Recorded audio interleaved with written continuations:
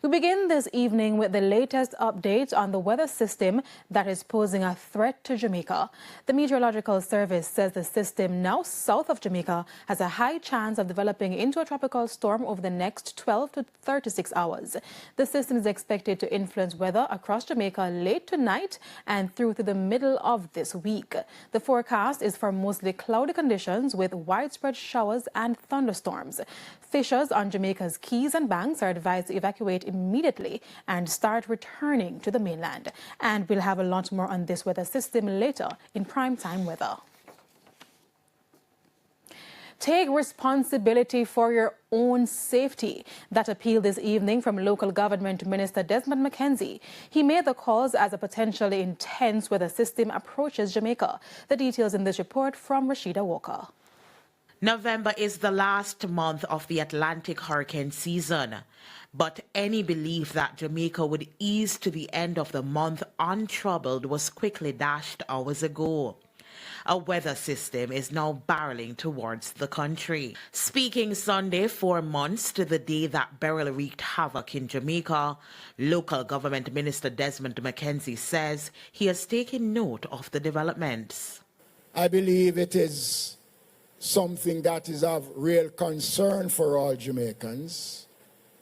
We are just getting out of Beryl, and we are hoping and praying sincerely that the next couple of days will not create much dislocation. Let us continue to pray here in Jamaica, because without prayer, we are hopeless. Mr. McKenzie was speaking at a church service Sunday to mark the start of Local Government Month. The theme is Facing the Future Together. The future includes tomorrow and Tuesday, at which time the country could be impacted by this weather system. Jamaicans in flood-prone and low-lying areas are therefore encouraged to monitor the weather alerts and take action if the time comes. It is not just the efforts of the Office of Disaster Preparedness and Emergency Management.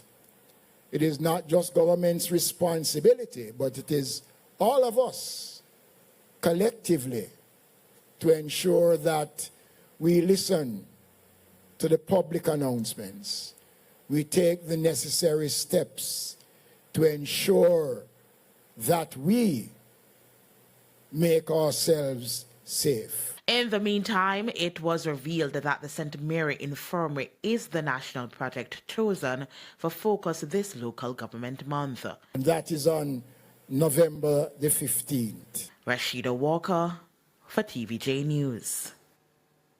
Scores of residents in mcglashen in rural St. Andrew are now marooned after heavy rain caused a massive breakaway in the community. While no one was hurt during the disaster, homes are now threatened and there are heightened concerns that the situation could worsen with the impending bad weather.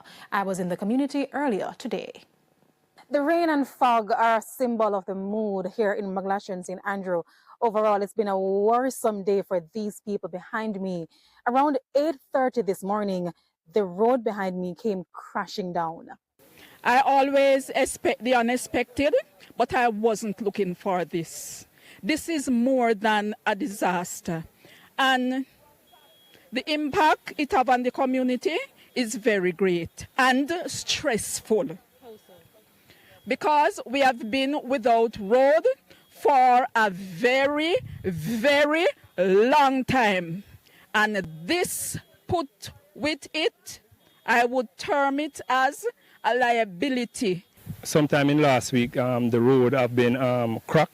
There's some crack in the road and, persons start to shift some of their stuff and so forth, you know, and from last night to yesterday, the road started to crack very rapidly. And this morning to last night, a vehicle stuck last night and a resident have to help and help remove that vehicle. And the impact has been far-reaching. This is a farming community. Scores of farmers have been impacted.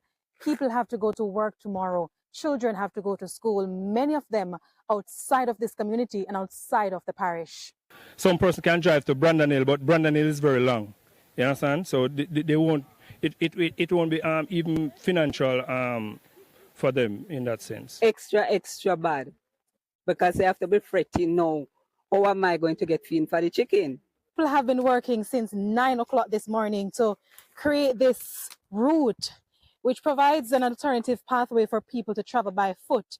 But as you can see, it is a dangerous trek, which may prove difficult for young children, the elderly, and others in the community. But if they want to leave come tomorrow, this is where they have to walk. Yes, we have children going to Oberlin, Stavern, Temple Hall, Mount James, Mount Prospect, New Garden, and there's no road for them, and even in town. From the look of things, it will take some time before normality is restored in the community. Now, while the authorities work to find a solution, the residents are hoping an emergency route will be created soon.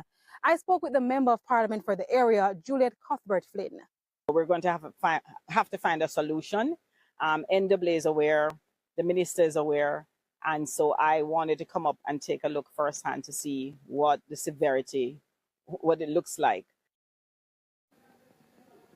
And as the country braces for the impact of another weather system, there is concern in one coastal community over the rapid rate of erosion of a beach in the area, especially during intense weather events.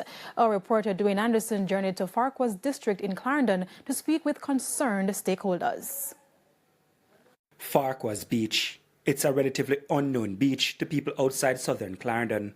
And based on the rate of erosion there, the beach may likely never be known to many other people in the future.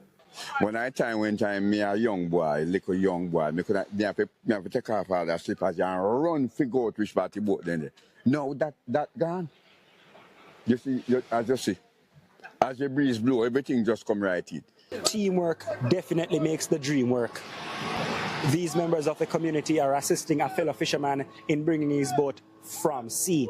As you can see, several of them are pushing to get the boat onto the beach. But there's a special situation here in the community. Their beach acts also as a road. The sea is right here, right where we're standing was the road, as you can see, a basin. Then came Hurricane Beryl nearly 4 months ago and made the bad situation worse. If we get one more weather like Beryl, all them shop there and all of them all go away. Everything will go away. Not even place when I go have to park about them. Every bit of commercial activity in Farquhar district is tied to the beach, so the residents cannot afford to lose the beach. About a year or two from now, we have no beach. And you know, say the beach, a lot of fishermen is here where live. Their livelihood is here. Now you have a lot of people who invested in fishing, and the young people, they're taking up fishing as a like a hobby, because there's nothing else in the community for them to do other than you burn coal or you go to sea. Milk River and a hole, it's slow, and they do fishing mostly for the livelihood. And we don't like to sit down here, it's very nice. We don't like to sit down here better, but we need some help. The community has some of the material which residents feel could be used as part of the solution, including these large boulders and old tires. So when somebody will come in and come break, you see like how they do it over a port royale or something, and put the big stuff, they stone them pan and cut it. And cut down a wave if you and come in. I can break it. Even tire them can do it. A big tractor tire them and them something can come break it right down. The situation has caught the attention of the state. A team from the National Environment and Planning Agency, NEPA, visited the area days ago. Councillor for the Milk River Division, Carlton Bailey, accompanied them on the site visit. When the NEPA personnel saw what was happening, and everybody was shocked, because in their mind, the last time that they came to Farquhar's Beach was a big, expansive beach, right? So I am confident that they are going to sit down, do what they are supposed to do, and give us the permission to put things like tires, rocks. By the residents' estimation, they have about 2 years before the beach is entirely gone. So will the authorities intervene and assist before then? Dwayne Anderson, TVJ News.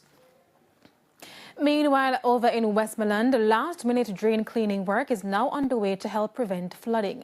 Residents are already on edge as recent rains caused flooding in sections of the parish.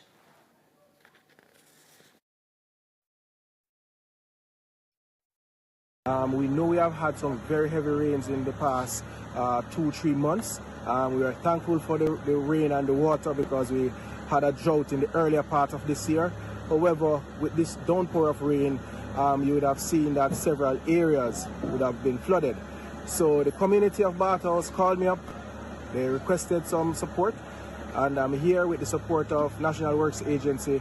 We are now conducting some drain repairs, some drain cleaning, and some drain rehabilitation to ensure that whenever rain falls again, the community does not flood out.